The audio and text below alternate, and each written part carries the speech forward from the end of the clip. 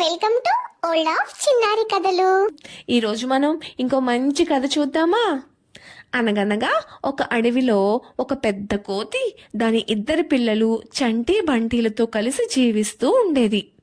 ఆ అడవిలో కోతులు తక్కువగా ఉండడం వల్ల మిగతా జంతువులన్నీ కూడా వీటిని బాగా చూసుకునేవి.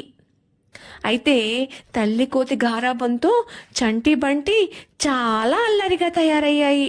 అస్సలు మాట వినేవి కాదు. ఒకరోజు ఏమైందంటే, చంటి చెట్టు ఎక్కి దానికున్న పండు తెంపబోతుంటే అది చేజారి అటుగా వెళ్తున్న ఒక పులి తల మీద పడుతుంది. దానికి వెంటనే ఆ పులి ఒక్కసారి కళ్ళు బయర్లు కమ్మి కోపంతో ఇలా అంటుంది, మీరు ఇలాగే ఉంటే ఈ అడవిలో ఉండడం కష్టం అని హెచ్చరిస్తుంది. ఆ తర్వాత మిగతా జంతువులన్నీ కలిసి వాటి అల్లరిని మానిపించే ప్రయత్నం చేయకపోతే అవి ఇంకా మితిమీరిపోతాయి అని తల్లి కోతితో చెప్తాయి. దానికి తల్లి కోతి నేను ఎంత చెప్పినా నా మాట వినడం లేదు అని బాధపడుతుంది. అప్పుడు కాకి ఇలా అంటుంది, వాటికి ఏమైనా పనులు చెప్పాలి, పనిలో పడితేనైనా వాటి అల్లరి తగ్గుతుందేమో, కాబట్టి వాటిని ఎలుగుబంటి దగ్గరికి పంపిస్తే చక్కగా పనులు నేర్పిస్తుంది, అప్పుడు భయం భక్తి రెండూ తెలిసొస్తాయి అని చెబుతుంది కాకి. అవును నిజమే అంటూ అక్కడ ఉన్నవన్నీ వంతు పాడతాయి. మరుసటి రోజు తల్లి కోతి చంటి బంటిలను తీసుకుని ఎలుగు దగ్గరికి బయలుదేరుతుంది. వాటి గురించి వివరంగా చెప్పి ఎలాగైనా వాటిని దారిలో పెట్టమని కోరుతుంది. దానికి ఎలుగు, ఇక నువ్వు వీళ్ళ సంగతి మర్చిపో, తక్కువ రోజుల్లోనే అన్ని పనులు నేర్పించి బాధ్యత తెలిసేలా చేస్తాను అని అంటుంది. చంటి బంటీలను అక్కడే వదిలిపెట్టి వెళ్ళిపోతుంది తల్లి కోతి. కాసేపటికి ఎలుగు వాటిని పిలిచి, పిల్లలు ఆ కర్రను తీసుకురండి, ఇప్పుడు మనం మంచి తేనెను తీసుకొద్దాం అంటుంది. మూడు కలిసి తేనె పట్టు ఉన్న చోటుకు వెళ్తాయి.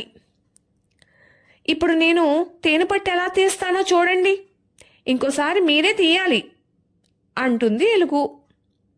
పర్లేదు, మేం కూడా తీయగలం అంటూ చంటి కర్రతో తేనె పట్టును కొడుతుంది.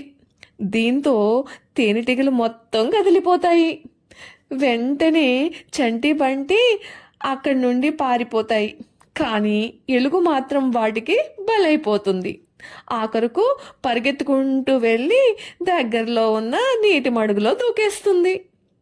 అక్కడి నుంచి తప్పించుకుని చంటి బంటి ఇంటికి చేరుకుంటాయి. వాటిని చూసి ఆశ్చర్యపోయిన తల్లి కోతి, ఇందాకే కదా మిమ్మల్ని ఎలుగు దగ్గర వదిలిపెట్టాను, అంతలోనే వచ్చేసారేంటి అంటుంది. అప్పుడు అవి, ఎలుగు మామకు ఏమీ రాదమ్మా, ఇక మాకేం పనులు నేర్పుతుంది, తేనెటీగలతో కుట్టించుకుంది అని నవ్వుతూ చెప్తాయి. అయ్యో, ఇప్పుడు వీటి అల్లరి తగ్గేది ఎలా అని తల పట్టుకుని కూర్చుంటుంది తల్లి కోతి. అప్పుడు పక్కనే ఉన్న కుందేలు వచ్చి, నేను చెప్పినట్టు చేస్తే వాటికి చిన్న చిన్న దెబ్బలు తగులుతాయి, కానీ వాటిలో ఖచ్చితంగా మార్పు వస్తుంది అంటుంది. అప్పుడు తల్లి కోతి వాటిని పిలిచి, మన కుందేలు మామకు ఏదో కావాలంట, వెళ్ళి ఆ పని కాస్త చేసి పెట్టండి అంటుంది. దానికి సరేనమ్మా అని కుందేలు దగ్గరికి వెళ్తాయి పిల్లకోతులు. కుందేలు దగ్గరికి వెళ్ళి, మామా ఏదో సాయం అడిగావంట, ఏంటో చెప్పు అని అంటాయి. ఓ అదా, చాలా చిన్న పనే అంటూ వాటిని ఒక మామిడి చెట్టు దగ్గరికి తీసుకెళ్ళి, అదుగో ఆ చిటారు కొమ్మన ఉన్న మామిడి పళ్ళు కావాలి అంటుంది కుందేలు. అంతేనా అంటూ చంటి బంటి వెంటనే చెట్టు చిటారు కొమ్మకి ఎక్కేస్తాయి.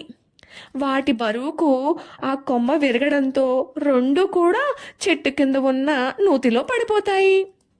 ఏం జరుగుతుందో తెలియని అవి భయంతో అరవడం మొదలు పెడతాయి. అయ్యో, ముందు వెనుక చూడకుండా చెట్టెక్కేశాము, కాస్త ఆగి ఆలోచించి ఉంటే బాగుండేది, హడావుడిగా పనులు చేస్తే వాటి ఫలితం ఏంటో తెలిసొచ్చింది, ఇంకెప్పుడు ఇలా చేయకూడదు అనుకుంటూ ఉంటాయి. ఇంతలో కుందేలు ఒక పెద్ద తాడు తీసుకువచ్చి నూతులో వదిలితే దాని సాయంతో పైకి వచ్చి తల్లిని చేరుకుంటాయి రెండు పిల్ల కోతులు.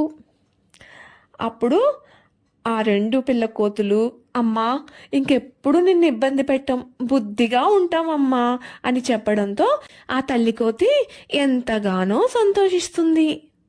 అప్పటి నుండి చక్కగా ఉంటూ పెద్ద జంతువులు చెప్పినట్లే నడుచుకోసాగాయి చంటి బంటి. పిల్లలు చూశారుగా కథను. మీరేం తెలుసుకున్నారు? ఎప్పుడూ కూడా అల్లరి చేయడానికి ఒక హద్దంటూ ఉంటుంది. అదే అల్లరి శృతి మించితే, అంటే అల్లరి ఎక్కువైపోతే అందరికీ చికాకు వస్తుంది. ఒక్కోసారి అతి అల్లరి వల్ల ఇబ్బందుల పాలు కావాల్సి వస్తుంది కూడాను. కాబట్టి కొంచెం అల్లరి తగ్గించుకుని అమ్మా నాన్న చెప్పినట్లు బుద్ధిగా ఉండాలి, సరేనా? సరే, ఇంకో మంచి కథతో మీ ముందుకు వస్తాను. బాయ్.